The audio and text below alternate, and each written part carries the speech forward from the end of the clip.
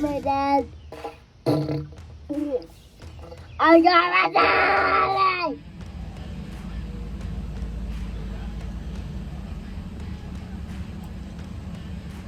Hi, what's your name?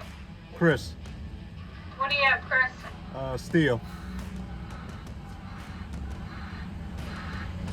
All right, go ahead. Thank you. All right. So, what's going on, guys? Welcome back to the channel. So, today we're going to do things a little different. We're at the scrap yard, getting ready to drop off scrap metal because building race cars is definitely not cheap. So, yeah. So, that's it. Let me back up here.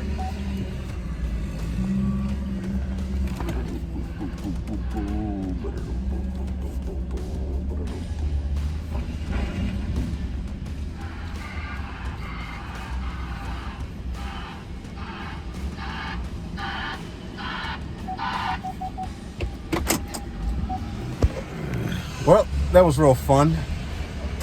Scrapped a oven, other little like bumpers and stuff like that. The inner fender liners from the truck. I couldn't record most of it because of course the guys in the yard, they're real cool. The guys in the yard basically got to watch and make sure that you're not like, you know, scamming them, which is all fair because this is a business, and when it comes to money, people always try to get over. So right now I'm going to go inside, get the paperwork, and get paid. So let's see how much we get. God, it's hot outside. All right, so we got the money for the scrap, and let me show you guys how much we got for basically off the Blazer. It was like the rear bumper, an oven, and like little knickknacks you can like carry in your hand that really didn't weigh much. So, all right, so let me try not to show that much. So for the truck battery, we had got about $722, and for like an entire oven and a rear bumper off a Blazer, we got $23.80. So we got about like 30 bucks. I kind of knew it was gonna be around like 35 bucks tops, but building race cars isn't cheap. So we got some money off the Harbor Freight. For some odd reason, I cannot find my fuel line disconnect tool. I can make one, but I don't want to damage the fuel line. Like the old school way is to like use a bottle cap, especially a Gatorade bottle cap, because they're like the thickest one and you can like mold them and keep the shape. Basically, like you'll take the Gatorade cap, look at that, gotcha. Take the Gatorade cap, cut a hole in it, like pull the outside, like bend the inside, like cut a hole in the center,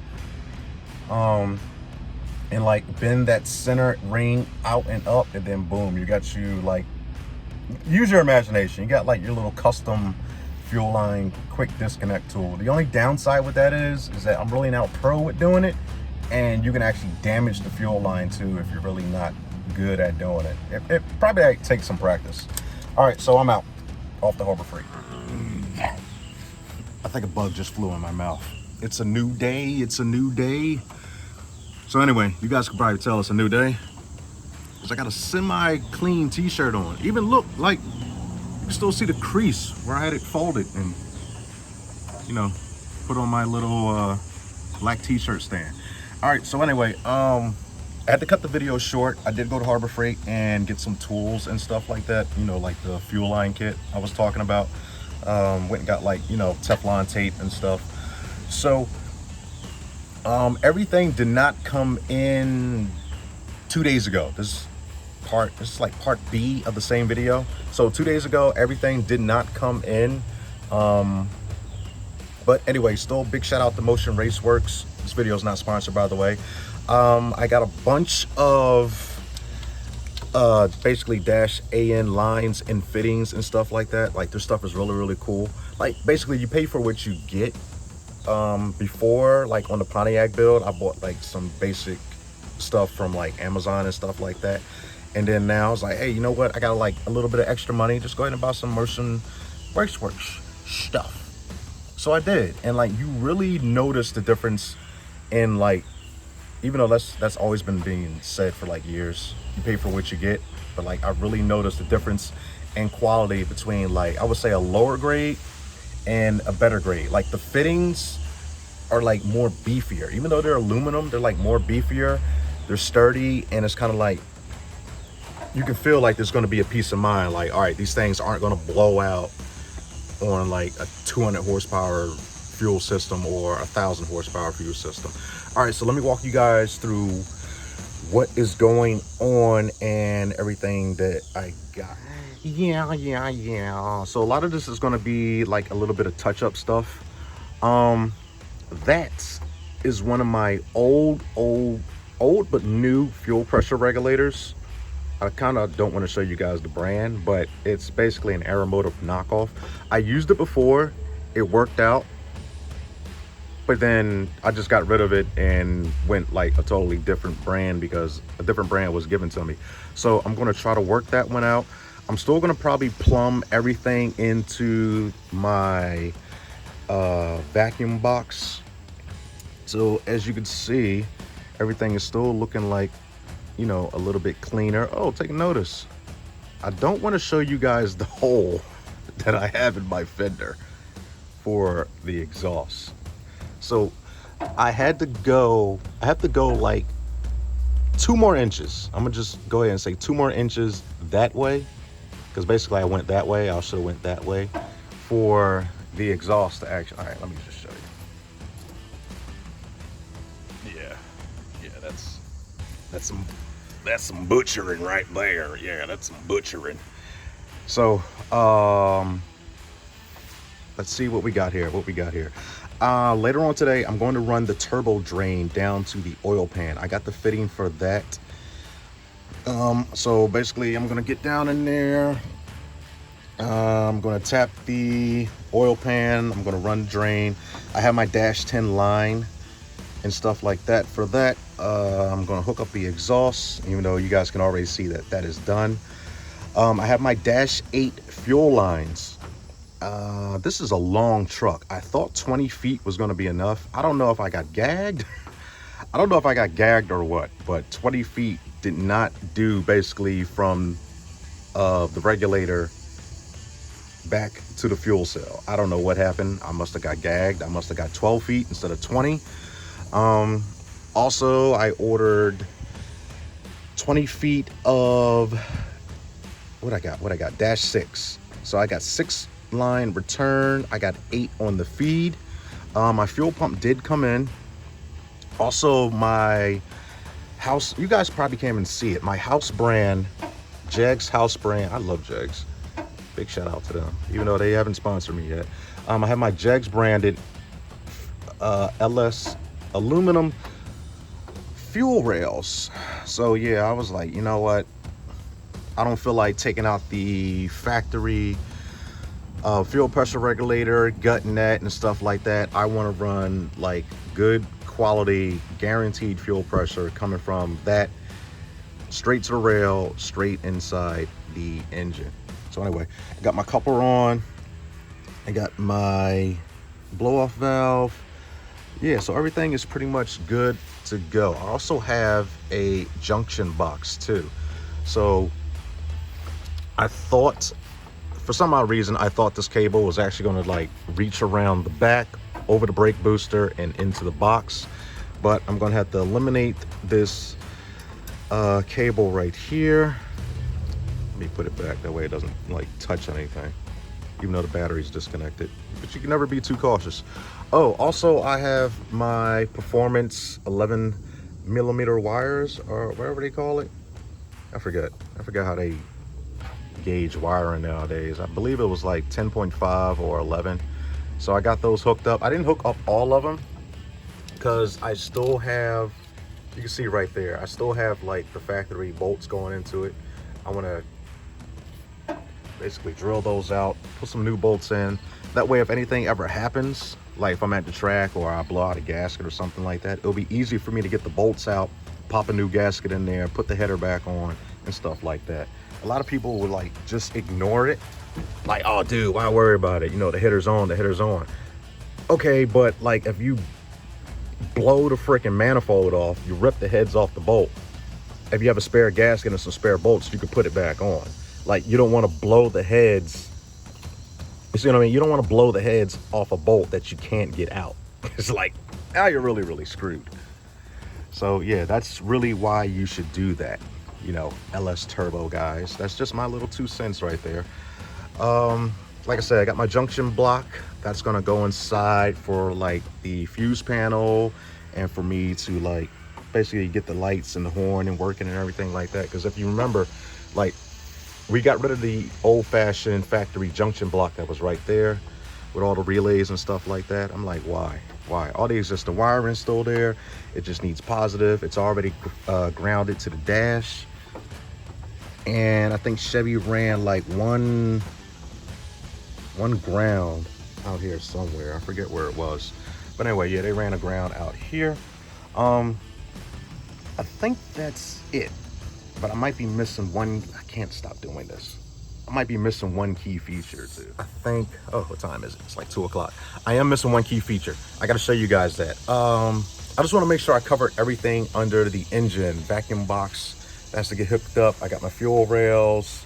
You guys saw that the oil feed was going. The intercooler is all plumbed up. What else?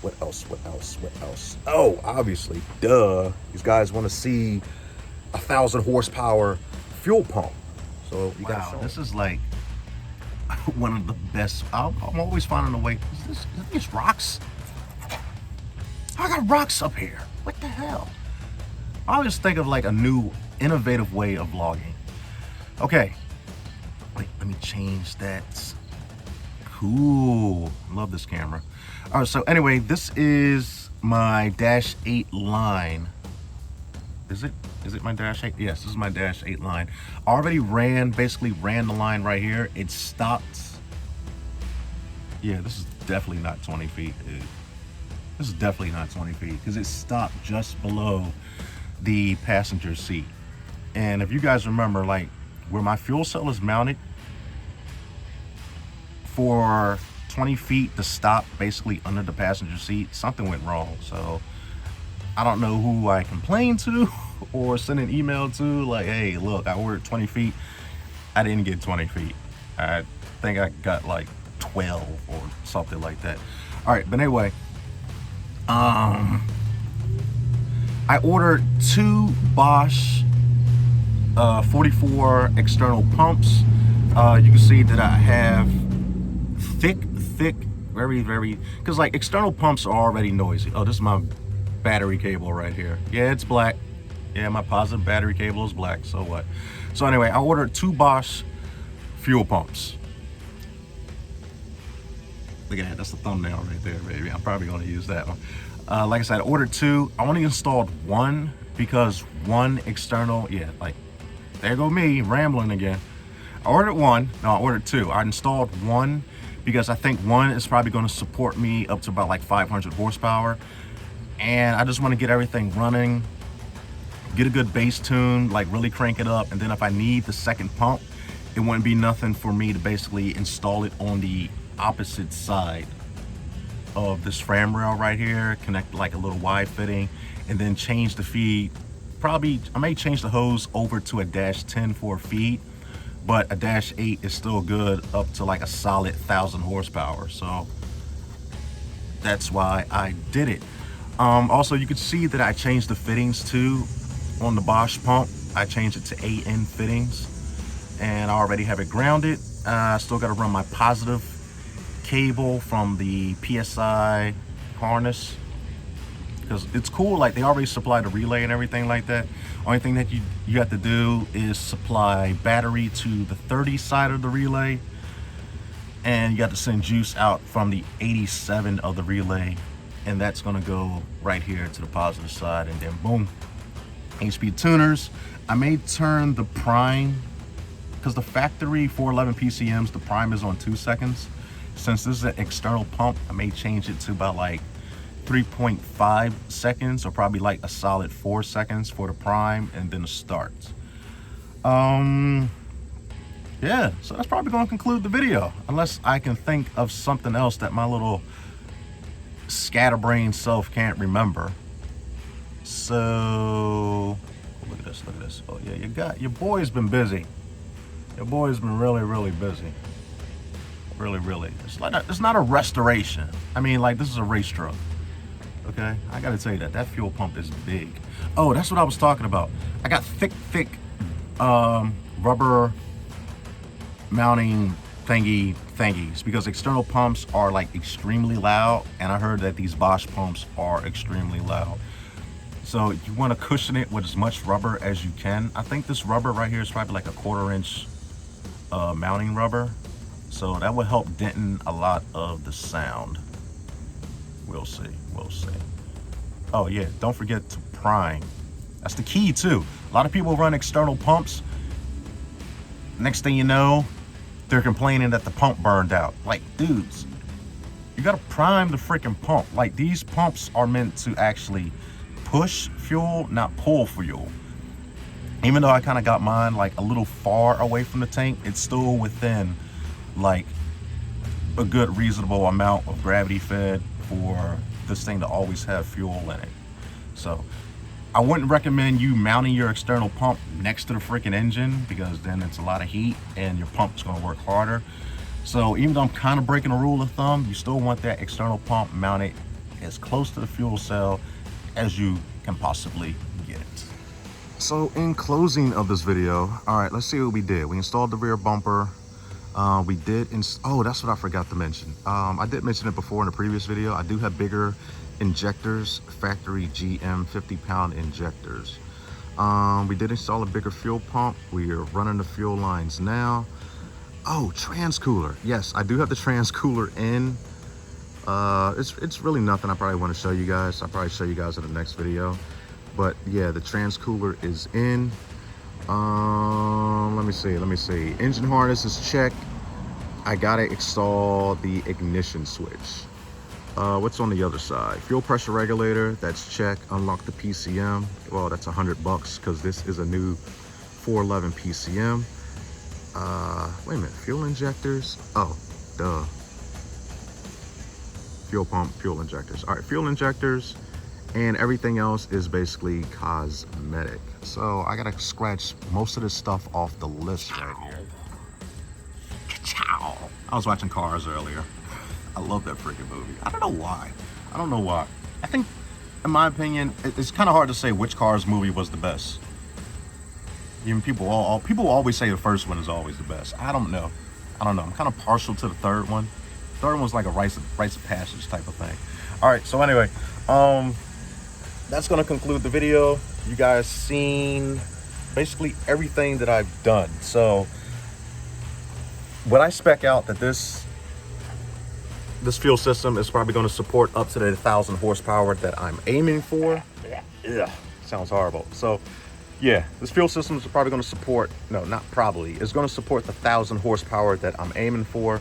Everything is installed. So hopefully next time you guys see this video, I'll be at least trying to crank the engine. Okay. So yeah, I'm going to run some vacuum lines, hook up stuff, tighten down some stuff, run the oil return from the turbo, like just button up a couple things. I never tightened down the torque converter bolts either.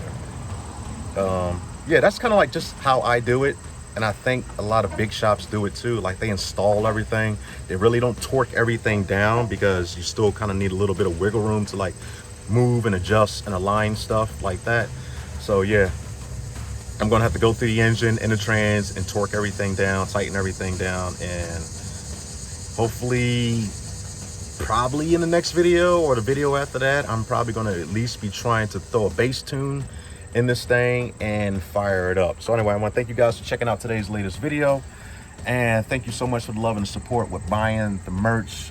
We do have I can't say what the new merch shirt is kind of resembling. I don't want to get in trouble, but you know, it's really a cool shirt. So again, thank you guys for buying all the merch. I can't believe you guys bought stickers too. Like, that is totally freaking cool. So yeah, buying merch, watching the videos, dropping likes, that helps support this build and stuff like that. Big shout out to every one of my subscribers, and I will see you guys in the next video. Yeah, because I'm a thug.